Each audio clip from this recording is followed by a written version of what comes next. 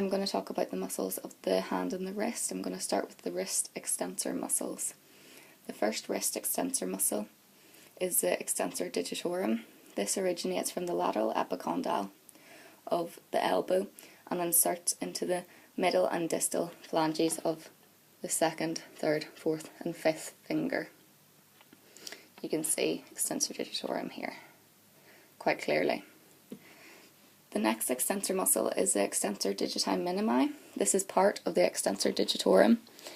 It originates also from the lateral epicondyle of the elbow, but only inserts into the fifth digit phalange and it's middle and distal as well. So this is your little finger here.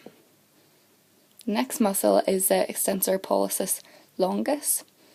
Because it's the longest, it originates from the ulna and it inserts into the distal phalanx of the thumb. So it goes the whole way down the thumb. You can see it here very clearly when you move your thumb even slightly. The next one is the extensor pollicis brevis, which you can see here.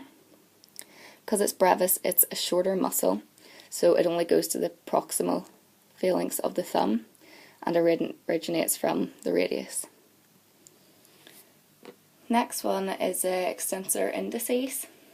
This inserts into your index finger and it originates from the distal posterior ulna.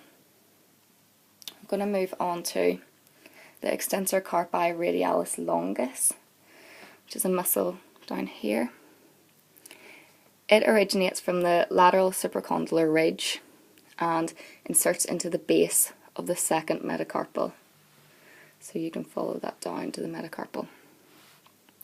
Next one I'm going to talk about is the extensor radialis longus, extensor carpi radialis brevis, which is the muscle beside the extensor carpi radialis longus.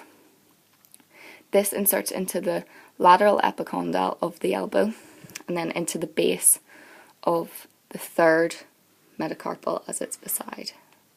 You can follow it down.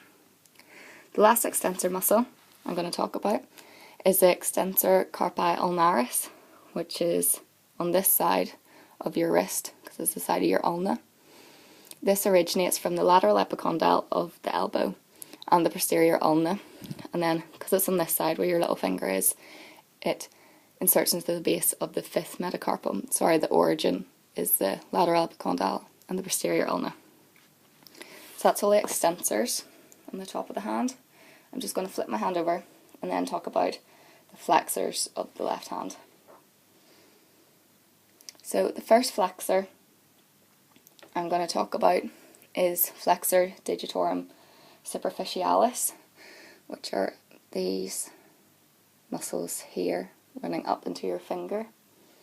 The superficialis originates from the medial epicondyle of your elbow, your radius ulna, and then inserts into the base of the fingers and middle phalanges.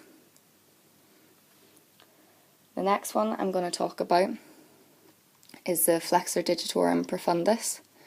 The profundus originates into the proximal ulna and then it inserts into the base of the distal phalanges. So the profundus can be found at the top of the fingers, so it's the most distal part of your hand. The next one I'm going to talk about is flexor pollicis longus. Now, flexor pollicis longus can be found just running down your thumb on the inside of your hand. This then attaches to or originates from the radius, and the insertion is then the base of the distal phalanx of the thumb, so it goes the whole way right down your thumb. The second last flexor is the flexor carpi radialis. Flexor carpi radialis is here, running down your wrist. It inserts into the medial epicondyle, or it originates from the medial epicondyle, sorry, and inserts into the, it inserts into the third metacarpal. So it's about here. And the last flexor I'm going to talk about is the flexor carpi ulnaris, which is on this side of your wrist.